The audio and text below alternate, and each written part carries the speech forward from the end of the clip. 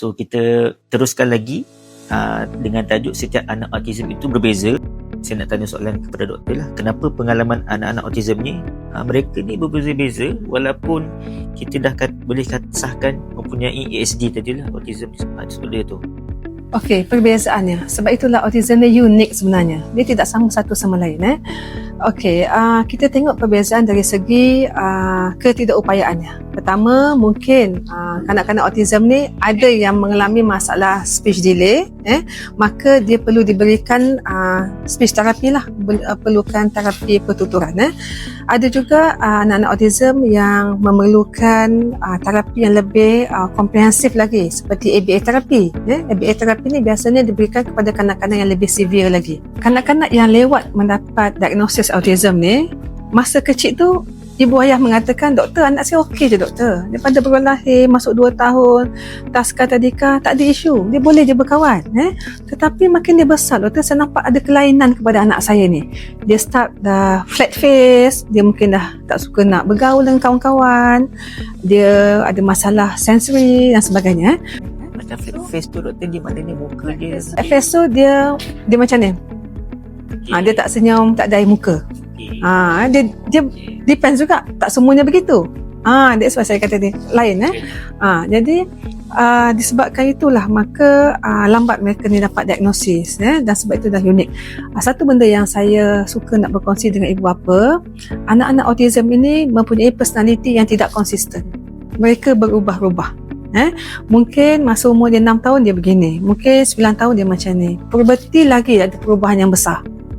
Bila naik belasan tahun lagi besar perubahannya.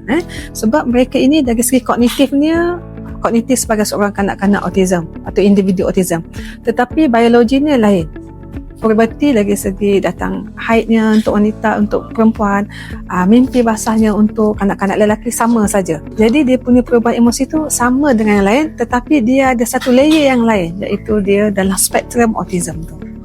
Jadi masa tu ada satu cara parenting yang lain pula yang kita nak kena bantu ibu pun untuk faham dia orang ni.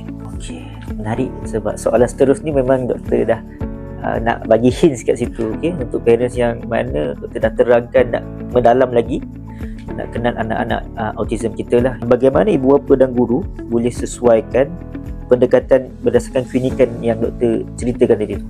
Sebenarnya kan sebaik-baiknya kan dari sudut pembelajaran lah kan, kita kena pasti level kanak-kanak ini, iaitu level severity lah. Kanak-kanak ini ada yang dia mild autism, ada yang moderate autism, ada yang high function.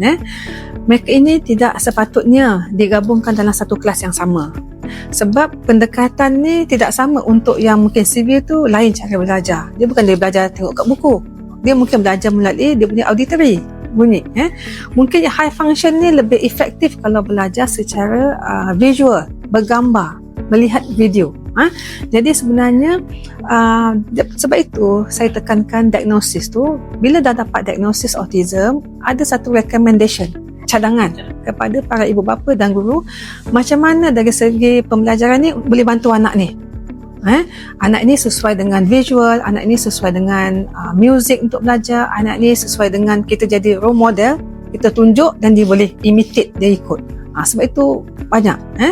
Dan saya selalu mencadangkan kepada ibu bapa, anak-anak autism ni yang telah mendapat diagnosis awal ketika berusia 10 tahun ataupun 11 tahun, perlu dapatkan ujian IQ test untuk kita lihat dia punya kekuatan dan kelemahan, untuk membantu kanak-kanak ini memilih laluan kerjaya dia.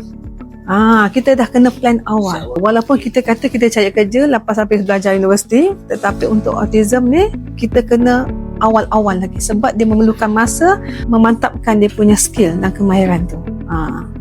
Menarik dia punya penjelasan doktor sampai ke masuk bahagian prevention ataupun membantu anak-anak kita lah. Okey, kita tengok video yang seterusnya.